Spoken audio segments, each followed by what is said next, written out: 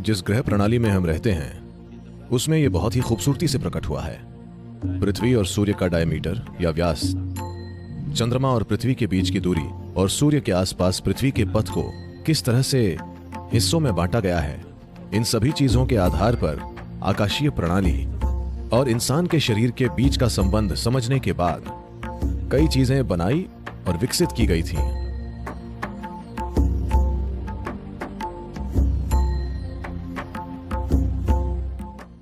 तो एक पत्रकार मेरा इंटरव्यू ले रहे थे और उन्होंने मुझसे पूछा, सदगुरु, भारत में कई लोगों ने प्राचीन काल में इंसानी चेतना के लिए काम किया है।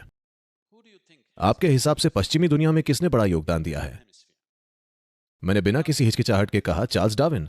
तो उन्होंने कहा, कैसे? चार्ल्स डार्विन तो जीव विज्ञानी है। नहीं नहीं, पश्चिमी दुनिया में चार्ल्स डार्विन ने यह विचार रखा कि अगर कोई जीव कोशिश करता है तो वो अपनी सीमाओं से परे जा सकता है।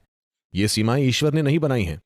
ये सीमाएं हमेशा के लिए नहीं हैं। अगर कोई कोशिश करने को तैयार है तो वो अपनी सीमाओं से परे जा सकता है। यहां तक कि एक सूअर हाथी बन सकता है, एक बकरी जिराफ बन सकती है। ये कोई छोटा बदलाव नहीं है, है ना?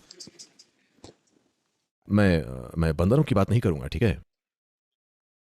तो ये संभावना कि अगर मनुष्य कोशिश करे तो वो अपनी सीमाओं से परे जा सकता है।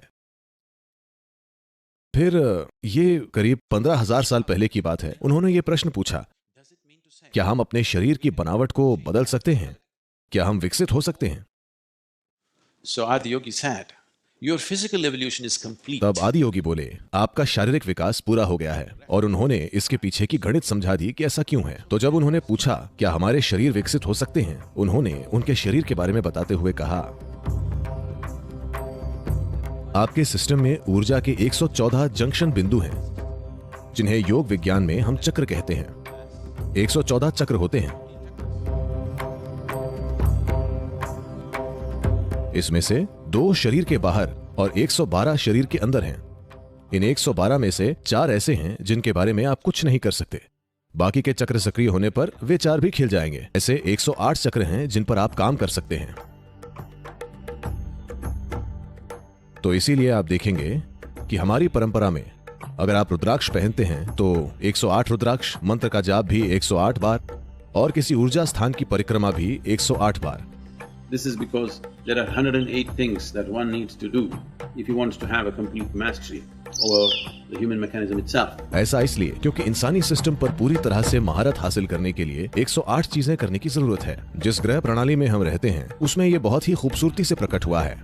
पृथ्वी के डायमीटर का 108 गुना सूर्य का डायमीटर है। सूर्य के डायमीटर का 108 गुना सूर्य और पृथ्वी के बीच की दूरी है। चंद्रमा के डायमीटर का 108 गुना चंद्रमा और पृथ्वी के बीच की दूरी है। और जिस तरह से पृथ्वी के सूर्य के चारों तरफ घूमने के मार्ग को बांटा गया है, 108 उसमें भी शामिल है। उदाहरण के लिए पृथ्वी सूर्य के चारों ओर जो स्थितियां लाती है उन्हें नक्षत्र कहा जाता है। ऐसे 27 नक्षत्र होते हैं। नक्षत्र यानी तारा नहीं, नक्षत्र से हमारा मतलब है मापने की इकाई।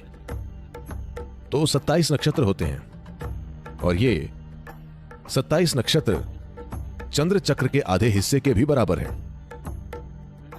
27 नक्षत्रों का मतलब है 13.5 चंद्र महीने। और चंद्र कैलेंडर इसी तरह काम करता है। एक नक्षत्र को 4 पदों में बांटा जाता है, यानी चंद्रमा के चक्र का 8वां हिस्सा, जो तकरीबन 3.5 दिन के बराबर होता है। 27 नक्षत्र के 4 पद यानी एक साल में 108 पद। तो एक पूरे वर्ष में 108 पद होते हैं। तो ये लगभग रुद्राक्ष के मनकों की संख्या की तरह है, 108। अभी पृथ्वी खुद को सूर्य के चारों ओर 108 मनकों के रूप में व्यवस्थित कर रही है और उसी के हिसाब से आप माला में 108 मनकों का इस्तेमाल करते हैं। ये सूर्य की परिधि के चारों ओर मौजूद मोतियों जैसा है। Based on this, knowing the connection between the celestial system and the human system, many things were evolved and developed. इसके आधार पर आकाशीय प्रणाली और इंसानी सिस्टम के बीच के संबंध को जानकर बहुत सी चीजें विकसित की गई हैं। ये बहुत ही हैरानी की बात है कि अब पिछले 6 वर्षों में दुनिया के न्यूरो साइंटिस्ट भी यही बातें कह रहे हैं। इस बारे में खोज होती रही है कि क्या हम इंसानी दिमाग को उसकी मौजूदा सीमाओं से परे विकसित कर सकते हैं। तो आज न्यूरो साइंटिस्ट कह रहे हैं कि आप इंसानी दिमाग को और विकसित नहीं कर सकते, न्यूरोलॉजिकल सिद्धांतों के कारण नहीं, बल्कि धरती के भौतिक नियमों के कारण।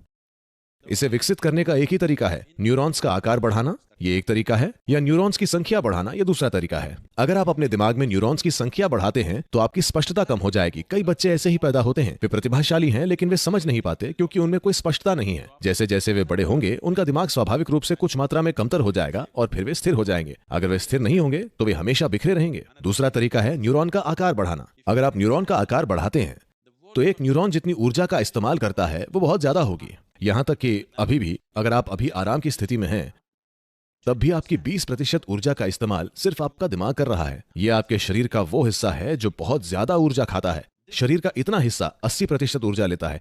इतना सा दिमाग, सॉरी साइज की वजह से बुरा मत मानिए, ठीक है। मैं ये इतना सा दिमाग पूरी ऊर्जा का 20% हिस्सा ले रहा है। अगर आप न्यूरॉन का आकार बढ़ाते हैं तो ये 30 से 40% लेने लगेगा, मतलब आप इतनी ऊर्जा नहीं दे पाएंगे। तो आज न्यूरो साइंटिस्ट कह रहे हैं धरती के भौतिक नियमों की वजह से इंसानी दिमाग का और विकास नहीं हो सकता। हम बस दिमाग का बेहतर इस्तेमाल करना सीख सकते हैं पर इसे बड़ा नहीं कर सकते। ऐसा आदियोगी ने 15,000 साल पहले कहा था। उन्होंने कहा आपका भौतिक विकास पूरा हो चुका है क्योंकि सौर मंडल अब और विकास होने नहीं देगा। जब तक सौर मंडल में कुछ बड़े बदलाव नहीं होते आपका शरीर विकसित नहीं हो सकता। पर विकसित होने के और भी तरीके हैं और उन्होंने वे तरीके सिखाए कि कैसे एक इंसान अपनी सीमाओं से आगे जा सकता है। और जरूरी नहीं है कि ये एक भौतिक विकास हो। इसका मतलब ये नहीं है कि आपकी पूंछ तो खो गई है पर अब सींग उगाने पड़ेंगे। इसका मतलब ये है कि विकास के और भी तरीके हैं और जरूरी नहीं कि वे भौतिक हों।